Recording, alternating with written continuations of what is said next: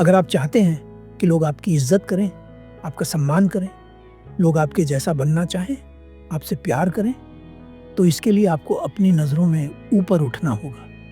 आपको ऐसा बनना होगा कि आपको खुद अपने आप से प्यार हो जाए। क्या ऐसा बन पाना संभव है? बिल्कुल संभव है। क्योंकि ज़रूरी सवाल ये नहीं है कि लोग आपके बारे में क्या सोचते हैं, बल्कि ज़रूरी सवाल ये है कि आप अपने बारे में क्या सोचते हैं। इन वीडियोस के द्वारा, इन कहानियों के द्वारा मेरा मकसद बस इतना सा है कि मैं आपके इस गलत बिलीफ सिस्टम को बदल सकूं।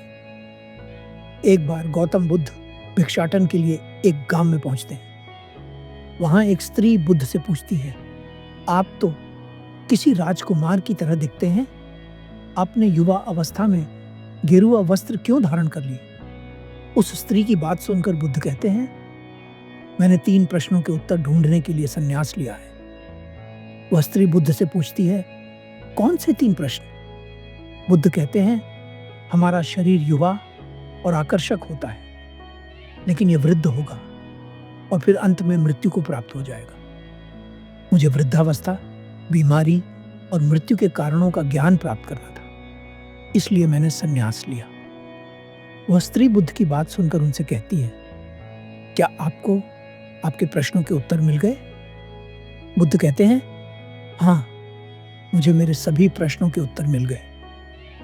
बुद्ध की बात सुनकर वह स्त्री बहुत प्रभावित होती है और बुद्ध को अपने घर भोजन के लिए आमंत्रित करती है। बुद्ध उस स्त्री का निमंत्रण स्वीकार कर लेते हैं और कहते हैं, मैं कल तुम्हारे घर भोजन करने अवश्य आऊंगा। इतना कहकर बुद्ध वहां से चले जाते हैं। जैसे ही यह बात गांव वालों को पता चलती है, वे बुद्ध के पास जाते हैं और कहते हैं, बुद्ध, क्या आप उस स्त्री के घर भोजन करने जाने वाले हैं? बुद्ध कहते हैं, हाँ, क्यों?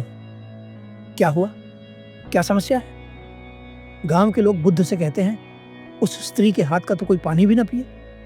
क्या आप नहीं जानते कि वह स्त्री चरित्रहीन है? बुद्ध गांव वालों की बात सुनकर कहते हैं, अच्छा, ऐसा है तो मैं वहां बिल्कुल नहीं जाऊंगा। पर तुम मेरा एक काम करो, तुम्हारे गांव में जो सबसे समझदार व्यक्ति है उसे मेरे पास लेकर आओ। गांव वाले उस ज्ञानी व्यक्ति को लेकर बुद्ध के पास आते हैं। बुद्ध उस ज्ञानी व्यक्ति से पूछते हैं, क्या तुम्हारे गांव वाले सही कह रहे हैं? वह ज्ञानी व्यक्ति बुद्ध से कहता है, हाँ बुद्ध, यह सच है, वह स्त्री चरित्रहीन है। बुद्ध कहते हैं, ठीक है, मैं उस स्त्री के घर भोजन करने नहीं जाऊंगा, लेकिन मुझे तुमसे एक और प्रश्न पूछना है। वो ज्ञानी व्यक्ति कहता है, पूछिए बुद्ध, आप क्या पूछना चाहते हैं? बुद्ध कहते हैं, तुम्हारे पास कितने हाथ हैं? वह व्यक्ति बुद्ध की बात सुनकर कहता है, ये कैसा प्रश्न है बुद्ध? हर व्यक्ति के पास 2 ही हाथ होते हैं। बुद्ध कहते हैं, अब अपने दोनों हाथों को सामने लाओ। वो ज्ञानी व्यक्ति अपने दोनों हाथों को आगे कर लेता है। बुद्ध कहते हैं, मान लो तुम्हारा दायां हाथ वह स्त्री है और तुम्हारा बायां हाथ गांव वाले हैं। वो ज्ञानी व्यक्ति कहता है, ठीक है, मान लिया। बुद्ध कहते हैं, अब अपने दोनों हाथों से जोर जोर से ताली बजाओ। वह ज्ञानी व्यक्ति ऐसा ही करता है।